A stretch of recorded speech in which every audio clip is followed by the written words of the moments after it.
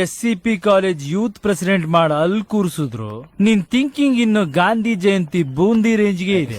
ಇವಾಗ ಒಂದು ವಿಡಿಯೋ ನೋಡಿದ್ರಲ್ಲ, ಬೂಂದಿ ಖಾರ ತಿನ್ನೋ ರೇಂಜ್ಗೆ ಇದೆ ನಿಮ್ ಥಿಂಕಿಂಗ್ ಅಂತ. ಯಾರಿಗೆ ಹೇಳ್ತಾ ಇದೆಯಪ್ಪ ಅದನ್ನ?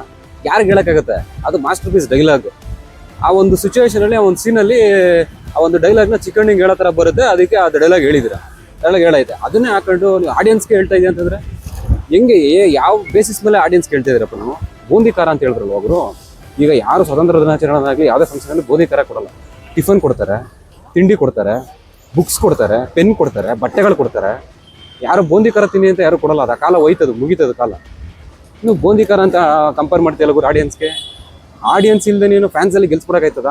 ಫ್ಯಾನ್ಸ್ಗಳು, ನಾವು ಫ್ಯಾನನ್ನೇ. ನಾನು ಸಿನಿಮಾಗಳನ್ನ, ಎಷ್ಟೋ ಸಿನಿಮಾಗಳನ್ನ ಹೋಗಿ ನೋಡಿದ್ದೀವಿ, ಅದನ್ನ ಸಿನಿಮಾಗಳನ್ನ ರಿವ್ಯೂ ಮಾಡಿದ್ದೀವಿ. ಫ್ಯಾನ್ಸ್ಗಳು ಎಷ್ಟು ಅಂತ ಗೆಲ್ಸಕ್ಕಾಗತ್ತೆ ಗುರು? ಎಷ್ಟು ಅಂತ ಗೆಲ್ಸಕ್ಕಾಗತ್ತೆ? ಈ ಕಡೆ ಒಂದು ವಾರ ನೋಡ್ಬೋದು, 2 ವಾರ ಆಯ್ತು, ಒಂದು ತಿಂಗಳು ನೋಡ್ಬೋದು. ಆಮೇಲೆ ದುಡ್ಡು ಮಾಡಬೇಕು, ಹೆಸರು ಮಾಡಬೇಕು ಅಂದ್ರೆ ಸ್ಟೋರಿ ಚೆನ್ನಾಗಿರ್ಬೇಕು, ಕಂಟೆಂಟ್ ಚೆನ್ನಾಗಿರ್ಬೇಕು. ಹಂಗಿದ್ರೆ ಎಂಥ ಸಿನಿಮಾ ಆದ್ರೂ ಗೆದ್ದೇ ಗೆಲ್ಲುತ್ತೆ.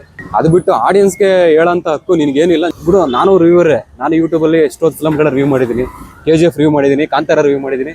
ಯಾಕೆ ಜನ ಕಾಂತಾರ ಅಥವಾ KGFನ ಅಥವಾ ದರ್ಶನ್ ಅವ್ರ ಕಾಟೇರ ಫಿಲಮ್ನ ಗೆಲ್ಸಿದ್ರು? ಇನ್ನು ಎಷ್ಟೋ ಫಿಲಮ್ಗಳು ಗೆದ್ದಿದೆ. ಯಾಕೆ? ಕಂಟೆಂಟ್ ಹಂಗಿದೆ, ಹಂಗಾಗಿ ಗೆದ್ದಿದ್ದಾರೆ. ಇಲ್ಲಾಂದ್ರೆ ಯಾರಿಗೆ ಹೆಂಗೆ ಗೆಲ್ಸಕ್ಕಾಗತ್ತೆ ಗುರು? ಕಂಟೆಂಟ್ ಇಲ್ಲ ಅಂದ್ರೆ ಯಾವ ಸಿನಿಮಾನ ನೋಡಲ್ಲ ಗುರು ಜನ. ಎಂಥ ದೊಡ್ಡ ಸ್ಟಾರೇ ಆಗಲಿ.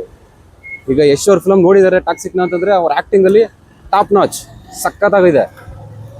ಓಕೆನಾ? ಸ್ಟೋರಿ ಕನ್ವೆ ಆಗಿಲ್ಲ ಅಷ್ಟೇ ಜನಗಳಿಗೆ ಕರೆಕ್ಟಾಗಿ. ಹಾಲಿವುಡ್ ಲೆವೆಲ್ಗೆ ಸಿನಿಮಾ ಮಾಡಿದ್ರೆ ನಿಜ. ಈ ಒಂದು ಸಿನಿಮಾ ಗೆತ್ತು ಅಂತಂದ್ರೆ ಇಂಡಿಯನ್ ಸಿನಿಮಾ ಇಂಡಸ್ಟ್ರಿನೇ ಬೇರೆ ತರ ಆಗುತ್ತೆ. ಅದೊಂಥರ ಬೆಂಚ್ ಮಾರ್ಕ್ ತರ ಆಗುತ್ತೆ. ನನಗೆ ಗೊತ್ತು ವಿಷಯ ಏನು ಅಂತ. ಹಂಗಾಗಿ ಯಾರನ್ನೇ ಆದ್ರೂ ಅಷ್ಟೇ ಆಡಿಯನ್ಸ್ಗೆ ಹೇಳಕ್ ಹೋಗ್ಬಾರ್ದು ಗುರು. ಯಾಕೆ ಅಂತಂದ್ರೆ ಮೀಡಿಯಾದವ್ರ ಕೆಲಸ ಏನು? ಹೊರಗಡೆ ಏನ್ ನಡೀತಾ ಇದೆ ಅದನ್ನ ಜನಗಳಿಗೆ ತಲುಪಿಸೋದು. ಎಲ್ಲರೂ ರಿವ್ಯೂ ಕೇಳಕ್ಕಾಯ್ತದ? ಈಗ ರಿವ್ಯೂ ಕೇಳಿದಾರೆ, ರಿವ್ಯೂ ಹೇಳಿದ್ದಾರೆ. ತುಂಬಾ ದೊಡ್ಡ ಇಂಪಾರ್ಟೆಂಟ್ ಏನು ಗೊತ್ತಾ ಗುರು? ಟೈಮು. ಆ ಟೈಮ್ನ ನೀನು ಆ ರಿವ್ಯೂ ಕೊಟ್ಟಿದ್ಯಾ, ಫಿಲಮ್ ನೋಡೋಕೆ ಕೊಟ್ಟಿದ್ಯಾ? ಏನೋ ಒಂದು ಎಕ್ಸ್ಪೆಕ್ಟೇಷನ್ ಇರುತ್ತೆ. ಈ ಎಕ್ಸ್ಪೆಕ್ಟೇಷನ್ ನಾವು KGF ಲೆವೆಲ್ಗೆ ಥಿಂಕ್ ಮಾಡಿದ್ರೆ ಟಾಕ್ಸಿಕಲ್ಲಿ ಆಗಲ್ಲ. ಸೊ ಹಾಗಾಗಿ ಆ ಒಂದು ಎಕ್ಸ್ಪೆಕ್ಟೇಷನ್ ಜಾಸ್ತಿ ಇತ್ತು ಹೊರತು ಅದು ಬಿಟ್ಟರೆ ಬೇರೇನು ಅಲ್ಲಿ ಇನ್ನೇನು ಇಲ್ಲ ಅಲ್ಲಿ. ಆಯ್ತಪ್ಪ, ಈಗ ಒಂದು ರಿವ್ಯೂ ಕೇಳಿದ್ರಿ, ಅವನು ನೋಡಿದಾನೆ, ದುಡ್ಡು ಕೊಟ್ಟಿದ್ದಾನೆ, ಟೈಮ್ ಕೊಟ್ಟಿದ್ದಾನೆ, ಸಿನಿಮಾ ಹೆಂಗಿದೆ ಅಂತ ಹೇಳೋದೇರೆ ಅವ್ನ ಹಕ್ಕು ತಾನೆ ಅದು. ಸಿನಿಮಾ ಚೆನ್ನಾಗಿ, ಯಾಕೆಂದ್ರೆ ನಾವು ಕೇಳಿದಕ್ಕೆ ತಾನು ಅವ್ನು ಹೇಳ್ತಾ ಇರೋದು. ನಾವು ಕೇಳಿಲ್ಲ ಅಂದ್ರೆ ಅವ್ನು ಯಾಕೆ ಕೇಳೋನು? ಹೇಳ್ತಿರ್ಲಿಲ್ಲ, ಖಂಡಿತ ಹೇಳ್ತಿರ್ಲಿಲ್ಲ. ಅವ್ನು ಪಾಠ ಅವ್ನು ಹೋಗೋನು. ನೀವು ಕರೆದ್ಬಿಟ್ಟು ಹಿಡಿದ್ಬಿಟ್ಟು ಕೇಳ್ಬಿಟ್ಟು ಚೆನ್ನಾಗಿಲ್ಲ ಅಂತ ಎಲ್ಲ ಹೇಳ್ತಾ ಇರೋದ್ರೆ ಅವ್ರಿಗೇನು ಅನ್ಸುತ್ತೋ ಆ ಮೂಮೆಂಟಲ್ಲಿ ಹೆಂಗೆ ಇರ್ತೋ ಅದು ಹೇಳ್ತಾ ಇದ್ದಾನೆ. ಈಗ ಕೆಲವೊಂದಷ್ಟು ಸರಿ ಇದನ್ನ ನೋಡ್ತೀಯಲ್ವಪ್ಪ, ಯಾವುದೋ ಬೇರೆ ಯಾವುದನ್ನು ಸಿನಿಮಾಗಳನ್ನ ನೋಡು, ಕಿರ್ಚ್ಕೊಂಡು KGF ರಿವ್ಯೂಸ್ಗಳು ನೋಡು ಒಂದ್ಸರಿ, ಅಥವಾ ಕಾಂತಾರ ರಿವ್ಯೂಗಳು ನೋಡು, ಕಿರ್ಚ್ಕೊಂಡು ಹರ್ಚ್ಕೊಂಡು ಜನ ವಾವ್ ಸೂಪರ್ ಫ್ಯಾಂಟಾಸ್ಟಿಕ್ ಹಂಗಿದೆ ಹಿಂಗಿದೆ ಸಿನಿಮಾ ರೆಕಾರ್ಡ್ ಬ್ರೇಕ್ ಮಾಡುತ್ತೆ. ಖಂಡಿತ ಮಾಡ್ತು.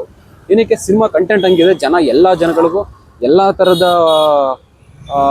ಆಡಿಯನ್ಸ್ಗೂ ಅದು ಇಷ್ಟ ಆಯಿತು. ಯಾಕೆಂದರೆ ಅದು ನಮ್ಮ ಮಣ್ಣಿನ ಕತೆ, ನಮ್ಮ ಕೋಲಾರದ ಚಿನ್ನದ ಗಣಿಯ ಕತೆ. ಚಿನ್ನ ಎಲ್ಲರಿಗೂ ಬೇಕು, ಡ್ರಗ್ಸ್ ಯಾರಿಗೆ ಬೇಕು? ಚಿನ್ನ ಎಲ್ಲರಿಗೂ ಬೇಕು, ಹಂಗಾಗಿ ನೋಡ್ತಾರೆ.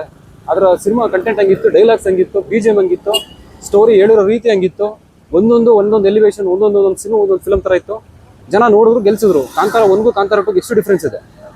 ಜನ ಯಾಕೆ ಕನೆಕ್ಷನ್ ಇದೆ. ನಮಗೂ ಸಿನಿಮಾಗೂ ಒಂದು ಕನೆಕ್ಷನ್ ಇದೆ. ನಮ್ಮ ಹತ್ರ ನಡೀತಾ ಇರೋದು ಸಿನಿಮಾ ಹತ್ರ ಅನಿಸ್ತು. ಹಂಗಾಗಿ ಜನ ಮತ್ತೆ ಬಂದು ಸಿನಿಮಾಗಳನ್ನ ನೋಡಿದ್ದಾರೆ. ಸೊ ಇದು ಸಿನಿಮಾದ ಒಂದು ಪವರ್. ಹೆಂಗಾಯ್ತು ಗೊತ್ತಾಗೋರು ಇದು ಹಾಲಿವುಡ್ಗೆ ಲೆವೆಲ್ಗೆ ಅಂತಂದ್ರೆ ಹಾಲಿವುಡ್ಗೆ ಮಾಡ್ಬೇಕಾದಂಥ ಸಿನಿಮಾ ನಿಜ. ಆದರೆ ಇದು ಕನ್ನಡ ಆಡಿಯನ್ಸ್ಗೆ ಅದು ಅಕ್ಸೆಪ್ಟ್ ಮಾಡಲ್ಲ.